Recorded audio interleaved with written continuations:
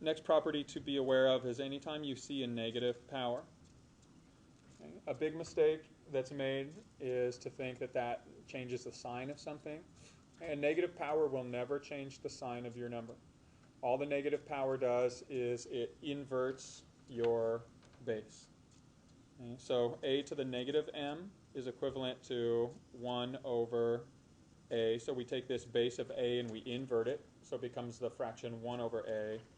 And then we change the power to a positive. Okay? And that works going in both directions. So if you had something like 5xy squared and it asks you to write it using negative powers, the 5 and the x would stay as they are in the numerator. But this base of y, if you move it to the numerator, what do you have to do to its power? Change the sign. So changing the sign of a power moves it from the numerator to the denominator.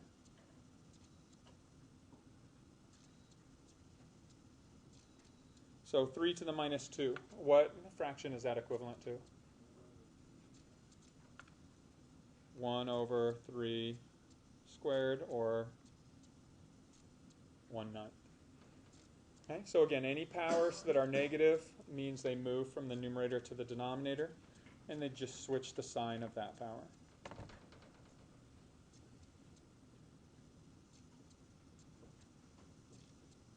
The next property is anything taken to the power of 0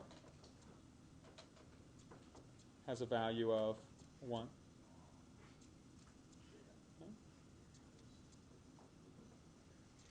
So if I gave you something like this, 5 to the 0, that equals 1. What about 2x to the 0? That equals?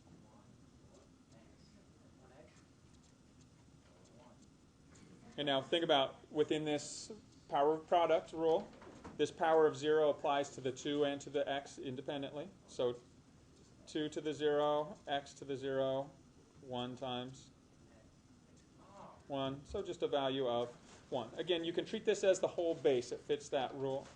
Now, one unique property for each of these, a cannot be a 0. And so a has to be, it cannot be the value 0. Anything else will work. It holds true for that. And now, here's a tricky part to one of these properties.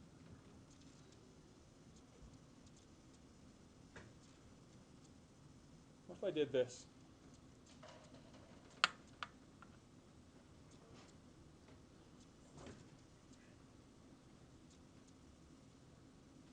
One or negative 1 or negative 3.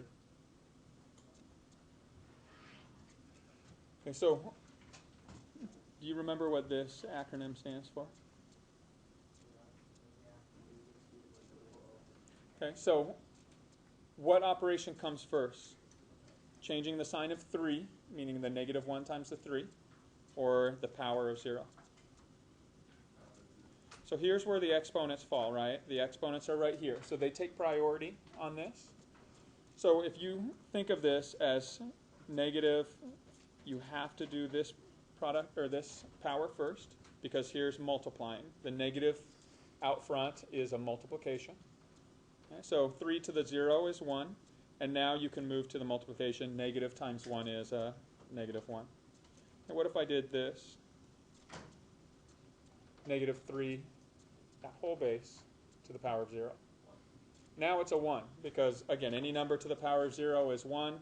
You can also think of this as a negative 1 times a 3 to the power of 0, and your power of a product, the negative 1 is taken to the 0, the 3 to the 0, you have 1 times 1. Okay. Be very aware, or be very cautious of this, because this is going to throw a lot of you off, especially when it's dealing with negatives. What if I do something like this? What would be the value of that?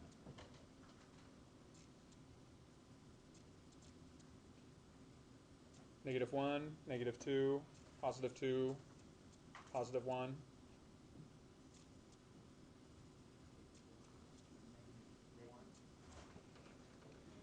Okay, so let's think about the order of operations again. What comes first? Here we have multiplying power. Which one's going to come first? So exponent comes first, right? So we have to, in this case, it winds up working, it's not left to right, which is what most of us are used to doing. So here we have to do the power first. So what is x to the 0? 1. And what is negative 2 times 1? So your answer winds up being negative 2. All right, so be very careful when you're dealing with negative powers. You're going to see these again. I just want you to be aware of that.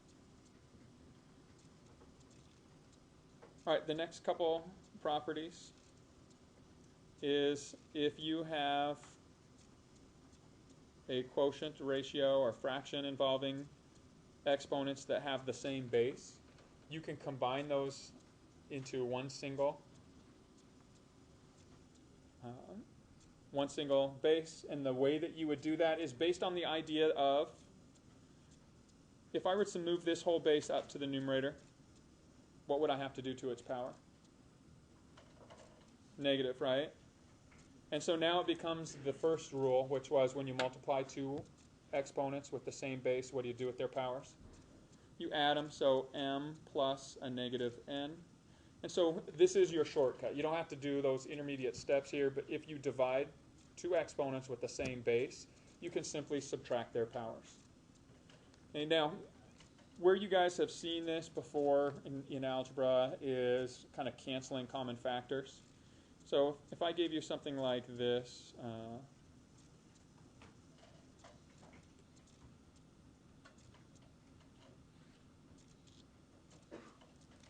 and so if I gave you this expression, I asked you to simplify it. And you guys probably remember what to do, right?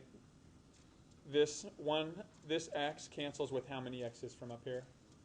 Cancels with one of them and turns it into a 2. All we did here was we subtracted, right? What's 3 minus 1? 2. So this whole process you guys often see as canceling factors. Okay, but it works in the other direction too. So as we move down here, if we move this base down to the denominator, these two y's cancel with how many of the y's here? Again, you're just subtracting them. So these two y's cancel, turning this into a 3. And so your answer would be 5x squared over 2y cubed. And if I asked you to write your answer using negative powers, what you would do is you'd leave your fraction, 5/2 x squared y to the negative third. So you can express it in this form as well. And oftentimes, due to the way that it's easy for me to collect information on the computer, it may be that I ask you to write it with negative powers. This is what I mean. And if I say write with a negative power, that just means instead of writing it as a fraction, just use negative powers to indicate which bases are in the denominator of your fraction. Okay, the final rule here is if you take a fraction, meaning the numerator and denominator are going to be different values, and then you take that whole thing to a power. So this is similar to the product, the power of a product. This is the power of a quotient or a fraction. This power is going to apply to, again, all factors. In this case, the numerator and denominator separately. So this can be rewritten as a to the m over b to the m. Okay, so if you were given something like 2x over 3y squared all to the second and asked to simplify this, okay, this power of 2 is going to apply to every individual factor of the numerator as well as every individual factor of the denominator. So we're going to square this base of 2. 2 squared is 4. We're going to square this base of x, x squared. We're going to square this base of 3. 3 squared is 9. We're going to square this base of y squared. So when you take a power to a power, what do you do with their exponent, or the powers? Power to a power, you multiply. So 2 times 2 gives you y to the 4th.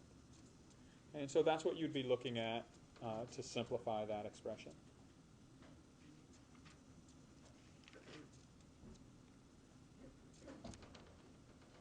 All right,